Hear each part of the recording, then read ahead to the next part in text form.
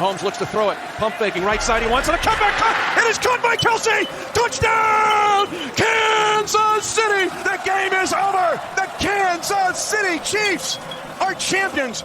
How about those Chiefs? Welcome to the Kingdom Corner here with Dale and Andrew. We're glad you're able to come and join us. Here's what's coming up today. We're going to be recapping the game against the Buccaneers, the dominant win the Chiefs had.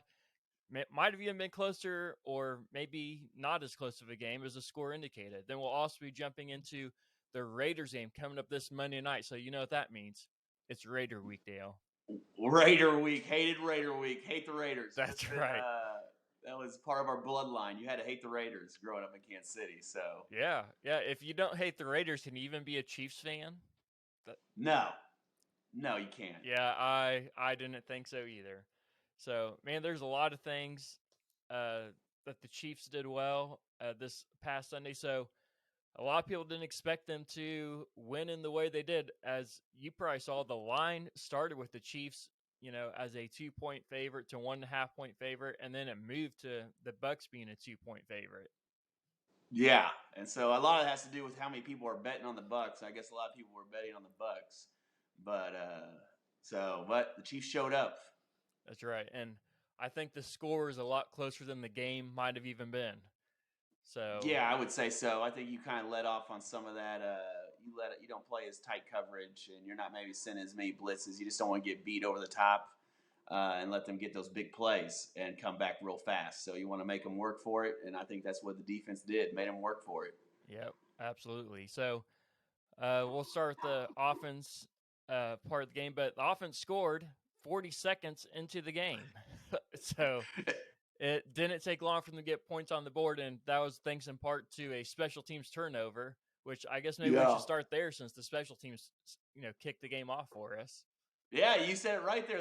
The kicker, he could make field goals and extra points, and so that was a good thing. How incredible is it to have a kicker that can make field goals? I mean, I guess we just got a little too comfortable with Butker hitting all those, and if he'd miss an extra point here and there, we'd be all upset. And now we're thinking, just hit any of them, right? Just hit any of them, might win. So it's good to have that backup kicker come in, who's able to actually put some points on the board for us.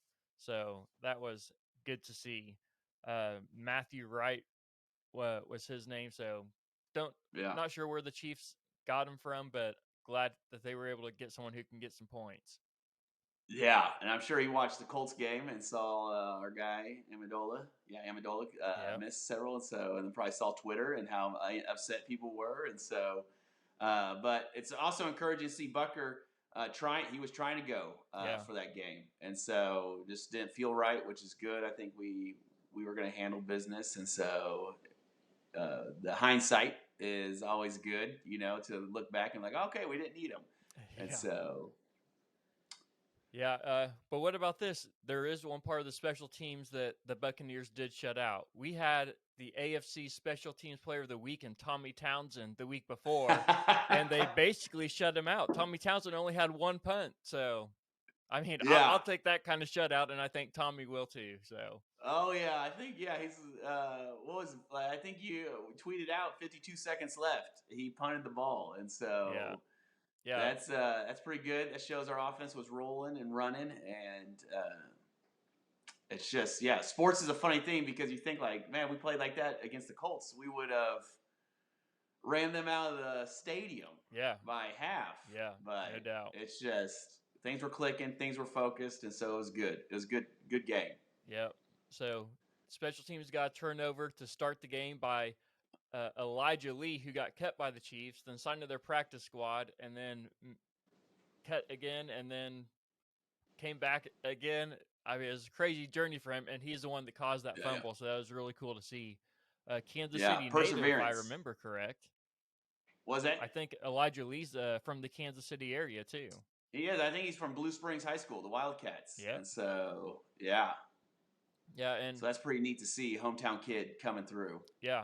Well, and so the Chiefs hung 41 points this last week against the number one scoring defense in the league, who've been only allowing an average of 9 points a game with allowing no more than 14 games so far this season. I know it's a short season so far, but still the number one scoring defense and hanging 41, not a bad way to start.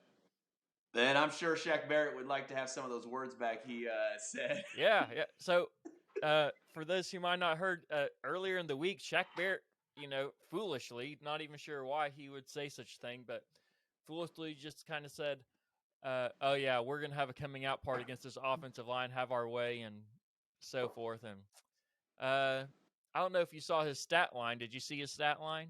I did not see a stat line. Well, let me tell you, share. he had 0 sacks, 0 tackles for loss, and 0 quarterback hits. Man. If that tells you anything. So I'm wondering how he's feeling about those comments right now. Yeah. I wonder how his teammates are feeling about those comments. Yeah, no doubt. Yeah. They're probably saying, dude, don't ever say anything like that. And I think, to their credit, the Chiefs' offensive line played so much better this past week than they did the week before. Yeah. And I noticed Mahomes used his legs a little more this week than he has. Usually he kind of saves that for the playoffs. Yeah. But it seemed like he was using his legs a little more and just kind of getting out and helping those guys out. Yeah. So against the number one scoring defense, though, here's Mahomes' record. He is 6-1 against the number one scoring defense, averaging 31 points a game, 322 yards passing a game, 15 touchdowns with a 94 passer rating. He does have 7 interceptions against the number one scoring defense, but I mean, when you're playing the number one scoring defense, you're going to have a few of those things. So that's some pretty good numbers against the number one scoring defense. Yeah, 6 wins. And that is incredible just to think about. And I think one of the things that I heard after the post-game interviews was, let's not take Mahomes for granted. Andy Reid said, don't take him for granted for what he is and how special he is. I mean, I know Green Bay got lucky, went from Favre to Rodgers, but not every team is as lucky as, to have that. And so we just need to enjoy, soak in the moments that we have with Mahomes and then appreciate it. So, because it is special to watch. Yeah, no doubt. So we, I don't know if I would say fondly remember, but we definitely remember those days pre-Mahomes, and I'm not taking anything away from these other quarterbacks because we had Trent Green, and even Alex Smith did a great job. Alex Smith. But we also had a lot of lean years in there with some of the quarterbacks filling in, trying to find that franchise quarterback that we couldn't quite get over the hump for until Mahomes came along. Right. I mean, we thought Matt Castle was going to be it, right? Yeah. I mean, he was a backup to Tom Brady. Why wouldn't he be? What? Right? So you learn from Tom Brady, of course you're going to be the next Tom Brady. Right. I think that was the era the Chiefs wanted to be New England. Yeah. And so they were getting all their coaches, all their ex-GMs, all their ex-players. I think when Mike Vrabel played for the Chiefs for a year, it was like we were just trying to be New England. Yeah, that's exactly and what it was. It didn't work out. No. The experiment failed. That's all right. I'm glad to, like we've talked about before, we are so glad to have moved on and have found Andy Reid and now Patrick Mahomes as well. What a great turnaround for our franchise. Yes. It's excellent. It's great. So good. Yeah. So, and you talked about Mahomes running a lot again. So what about this circus play that we've been seeing all week long that everybody's been posting? I mean, he runs for a little over 39 yards before throwing a dump pass to Clyde. Yeah.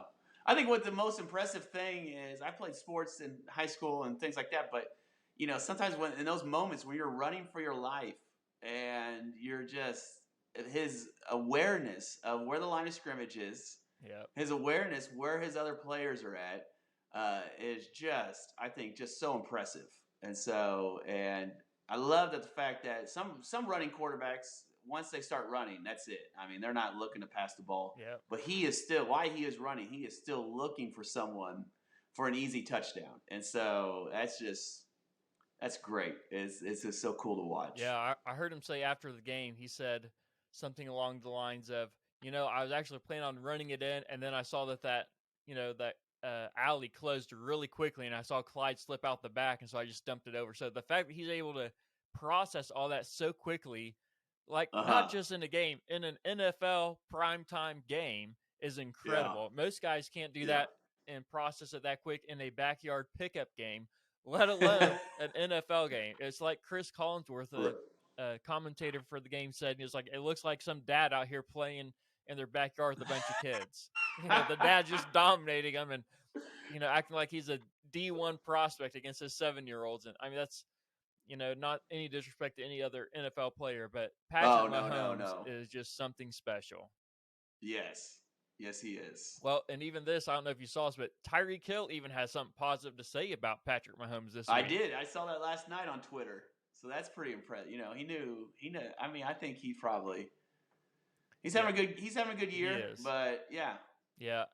He had to get some numbers up for his podcast, right? Maybe we should start bashing Patrick Mahomes to get our numbers up. But I mean, the problem. I think they might take us off. They might take us off the internet. The other side is if we did that, it wouldn't come through as very genuine because I would immediately send an apology out because I wouldn't believe it either. So, But yeah, so here's some other numbers for you on when Patrick Mahomes scrambles for 30 or more yards. He has thrown 4 touchdown passes. Since 2018, no other quarterback has more than one of those. Wow. So, and of that, after scrambling for 30 yards or more, Patrick Mahomes has 11 completions. So, I mean, that alone is just incredible that he's able to, like you said, to be able to run and still look down the field and find those open guys. Yeah.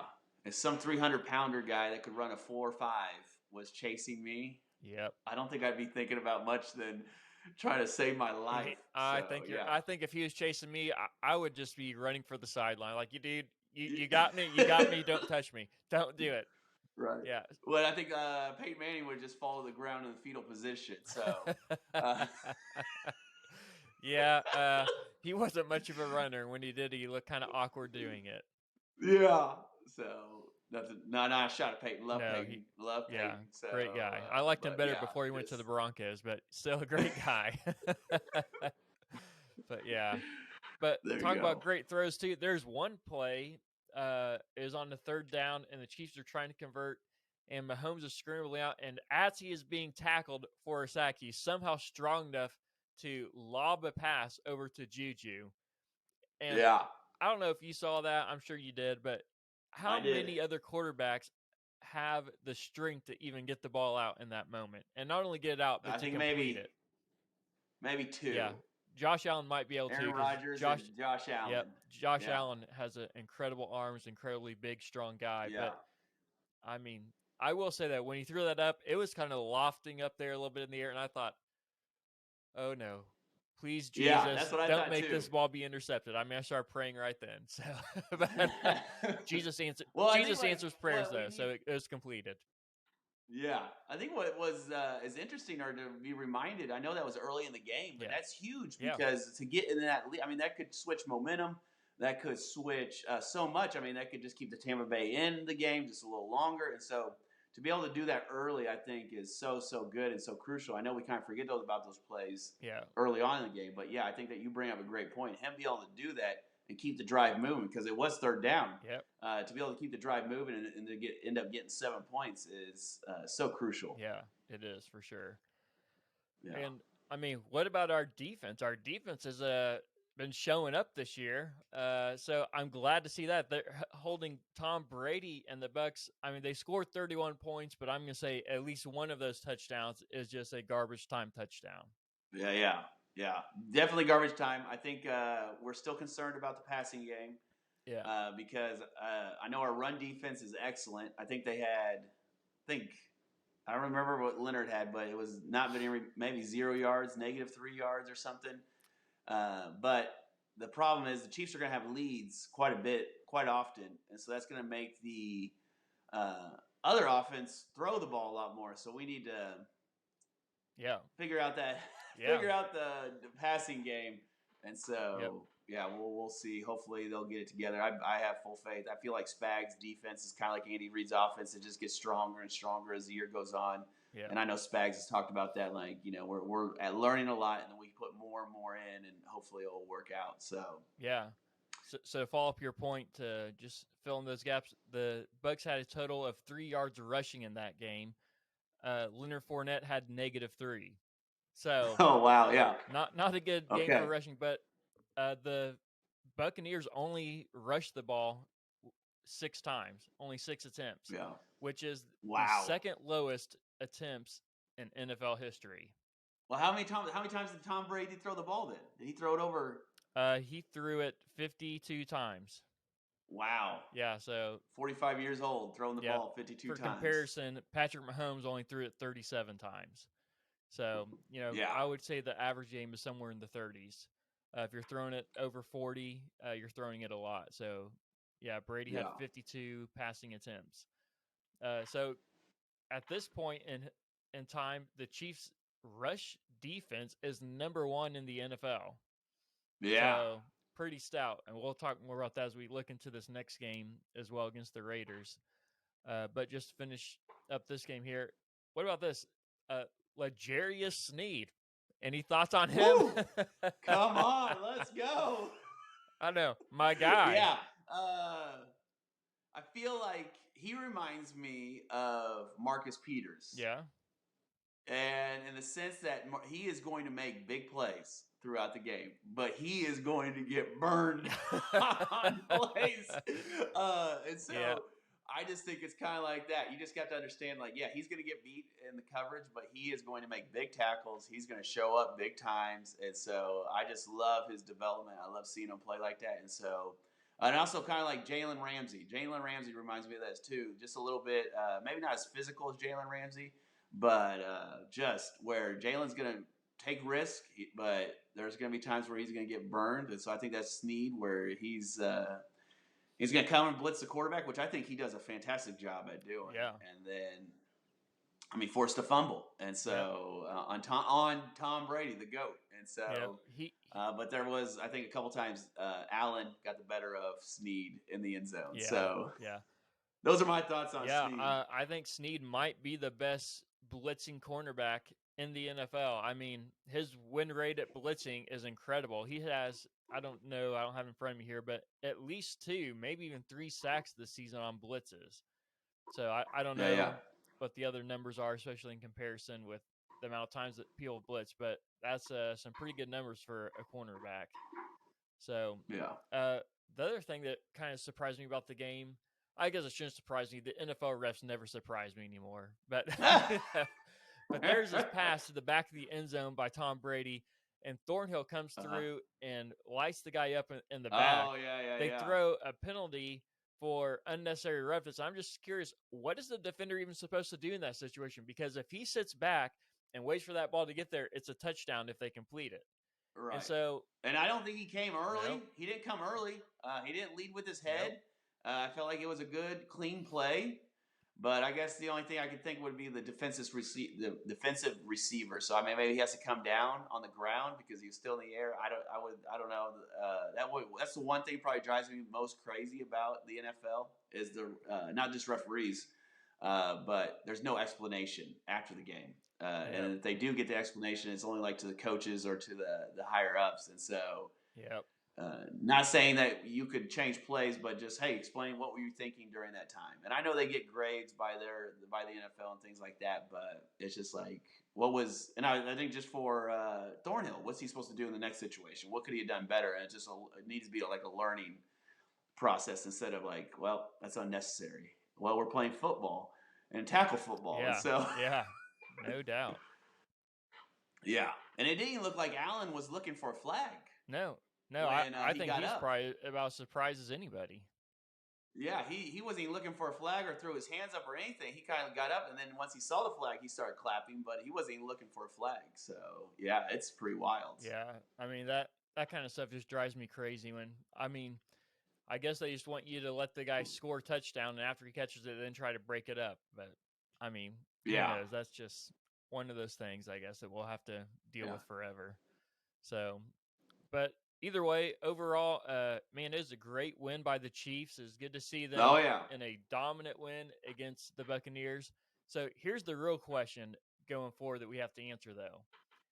Which Chiefs team are we going to be getting? Because we've had 2 weeks now of some great teams of the first week and this last one, and we've had 2 weeks of some mediocre to below average teams. Right. I feel like the Chiefs sometimes play to their level of competition. Yeah. And I think that's probably hopefully knowing this week, and everyone talked about all the interviews I watched, they were just talking about how focused they were and on the game, and so. And then I think Andrew said, okay, how can we keep this focus going? Not saying that you won't have days where you're not, something's maybe going on or something like that. But, I think just having focus on who's next and what's going on and how can we duplicate what we did against the Bucs. And I think you play like that, I think you win a Super Bowl every game. No doubt. I think if the Chiefs play like their defense is, and their offense continues to get better and improve and find that chemistry, I don't know who the Chiefs are going to lose to again if they play like that. Yeah. And knock on wood here, but hoping there's no injuries or anything like that takes out a key player. But, man, it's great to see some of that stuff happening. Well, and I think Brett Veach and Andy Reid have done a great job of bringing that depth into the Kansas City. Even with a high-paid quarterback, they're still able to bring in a lot of depth, a lot of wide receivers, several tight ends, several offensive line, and I think that depth should help us. Yeah, no doubt. And every tight end for the Chiefs scored in this game this last week. And Noah Gray had that sneak right there at the goal line. Oh, my goodness. I didn't think about that. Wow, yeah. Great play call. I mean, you can't do it too many times because teams will figure it out, but what a great play call. Yeah.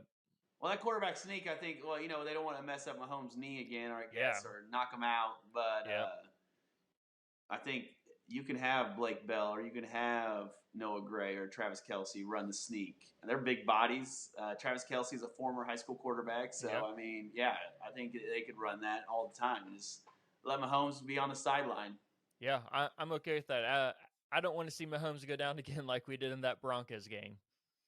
Yeah. So I'm good with that. Never. That took our breath away. So. Yeah. So this coming Monday night, though, Raiders are coming to town up to Arrowhead Stadium. Monday Night Football. I think that's GEHA. Yes, Arrowhead Stadium. GEHA Field at Arrowhead Stadium.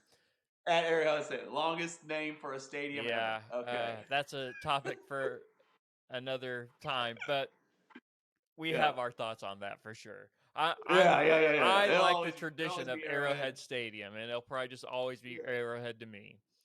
So yeah. So how are you feeling about this game going into the? I feel like this is a trap game for fans. Fans, I think, have 100% confidence, and I feel like everyone on TV, they're going to blow them out. They're going to just, the Raiders are struggling here. The Raiders are struggling here. I think, but one thing I think we see throughout even with the Broncos will still play us tough throughout the year. And so I think that's the same with the Raiders. The Raiders always play us tough. It always seems like a close game. A couple years ago, or was it? Yeah, a couple years ago they won in Arrowhead, and they John Gruden took a tour around the stadium. Yeah, and then that did not end well for the Raiders in the coming games and weeks. But I think that made the players, coaches, and fans all pretty upset that they took a victory lap in their bus around Arrowhead Stadium after that win. Oh yeah. So I'm hoping not a trap game. Hope they come out with the same intensity they did against the Bucs and run the ball. I think against the Bucs they ran the ball really great. I think they ran on first down. I think they averaged like 5 yards on first down every time they ran it. And so I think if they can do that, and it looks like Clyde, man, he's got a fire lit under him with Pacheco breathing down his neck. He does. And so it is really good to see Clyde running with the intensity and the power that he's running with because. In years past, he might have hit those holes, but he wasn't hitting them with the same power that he's hitting them with this year. So, and definitely, I would say Clyde is definitely the better of the running backs. Just personally, So, go back to the Bucs. I have a strange why are they putting McKinnon in on third down? I don't understand that. That doesn't make any sense to me whatsoever. No, that doesn't make sense to me either because McKinnon's a speed guy. He's not really a big body guy, and so my only thought is they must be just trying to rotate the guys in there, trying to get defenses different looks and thinking maybe their offensive line is going to open a huge hole for him to just burst through. But, on third downs. I think there was multiple times where they tried to run McKinnon up the middle. Yeah, and and I'm like, what are we doing, And on boys? third down and shorts, more times than not, defenses are expecting the run. And so if they're expecting the run, you don't want your small guy in there. You want some big body guys that are going to hit it hard and hit it fast. Yeah. So All right, back to the Raiders. Sorry. no, you're good. You're good. Yeah, so here we go. Here's some of the rankings of the Chiefs and Raiders so far this season. So the Chiefs are second overall in points scored with a little over 32 points a game. The Raiders are 10th Yeah. with 24. The passing, the Chiefs are ranked 7th. The Raiders are 14th. Rushing, Chiefs are 11th, which that really surprised me if the Chiefs were that high, but they're 11th. Yeah. The Raiders are 14th again. Total offense, the Chiefs are 5th and the Raiders are 13th.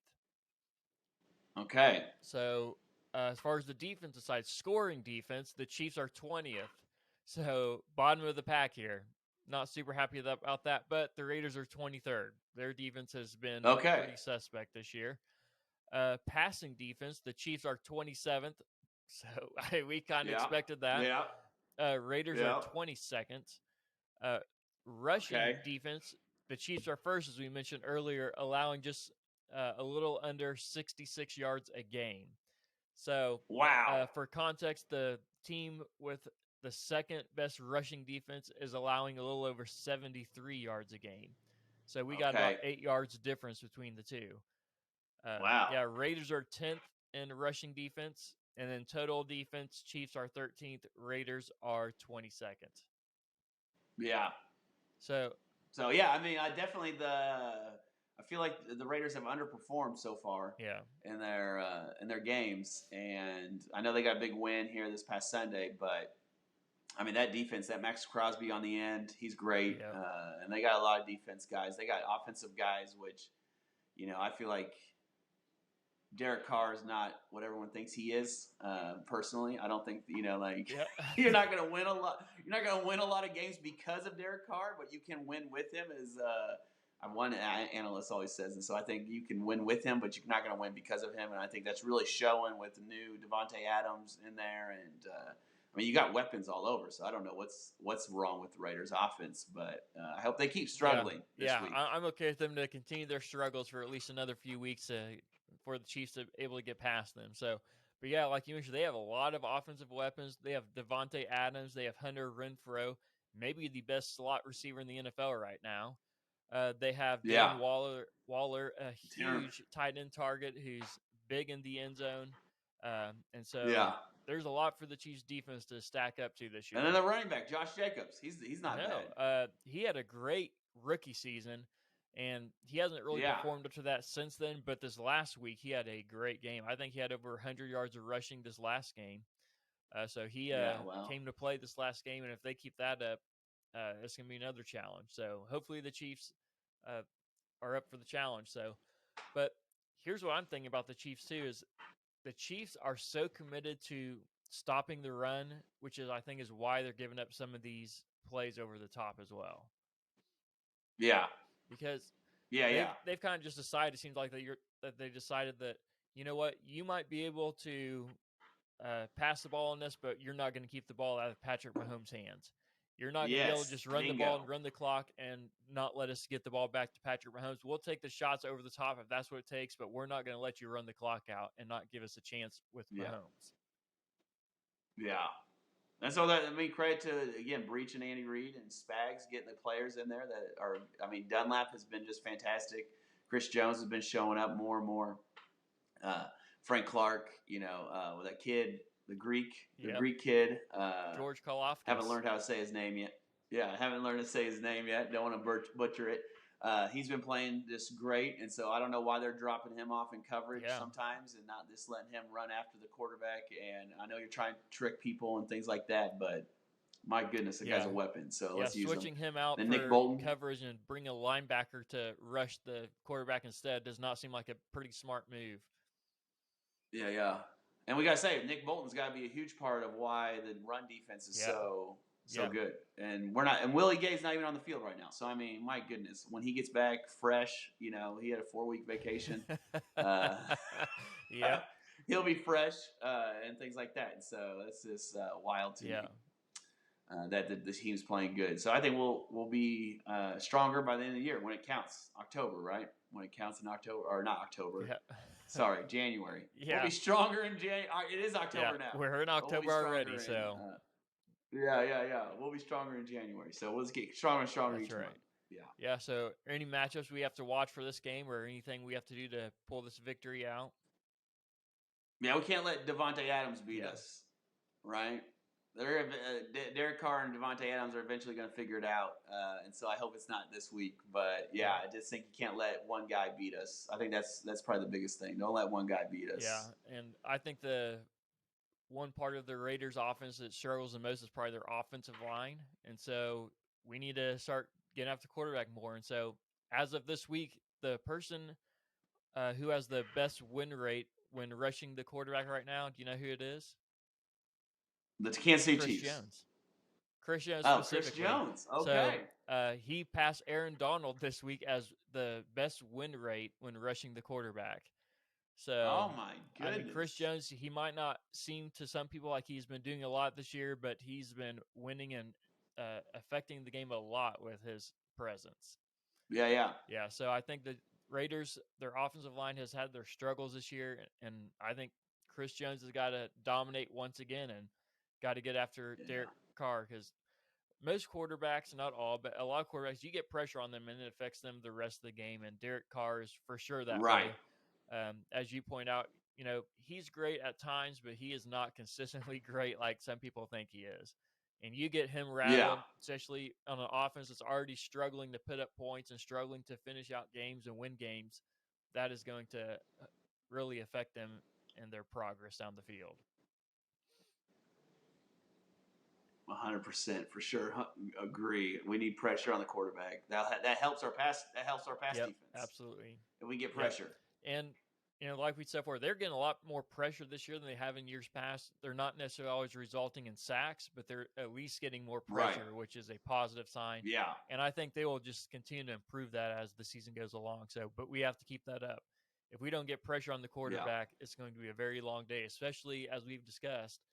Our pass defense is 27th in the league. So not good right now. We got to start getting some stops on passing yards. All right, so what's your thoughts, predictions for this game?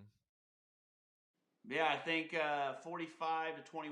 All right, man, quite a big victory there. Yeah, I think I think they're going to continue to struggle. I think the Raiders are still trying to figure it out. I mean, they even have problems with the Broncos, so the Broncos aren't very good. And I think that there's just too many weapons for the Chiefs. You give Mahomes too many times. I think Derek Carr still does too many 3-and-outs for his team. And so I think the Chiefs are going to have the ball, and they're just 45.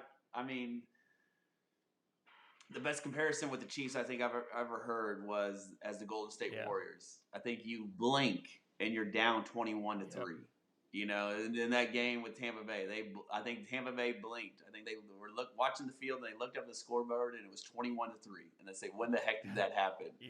And I think that's how the Golden State Warriors beat you. You're maybe up 5, and then all of a sudden you're down 15. And so I think it's just come at you in waves. And so I think the Chiefs will bring the intensity again one more time. Yeah, I like it. I have another big score too, not quite as big as you, but I have the Chiefs 38, and I got the Raiders 20.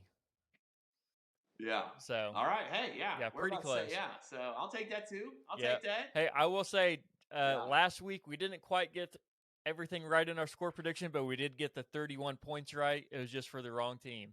The Chiefs just scored 41 instead of 31. So, hey, we'll take the victory either way, though. I didn't think they would score that much on that. I didn't think they would score that much on that defense. And so for them to do that, when you're going against the number one scoring defense, I don't think most people do. So, yeah. Hey, well, thanks for joining us this week in the Kingdom Corner. Make sure you subscribe and follow. Leave us a comment and great review to help others find us here in the Kingdom Corner. So this episode is brought to you by Oh Hey Threads, where a portion of every purchase goes to help missions all over the world, one super soft tee at a time. So find them online at ohheythreads.com. We'll see you next time here in the Kingdom Corner.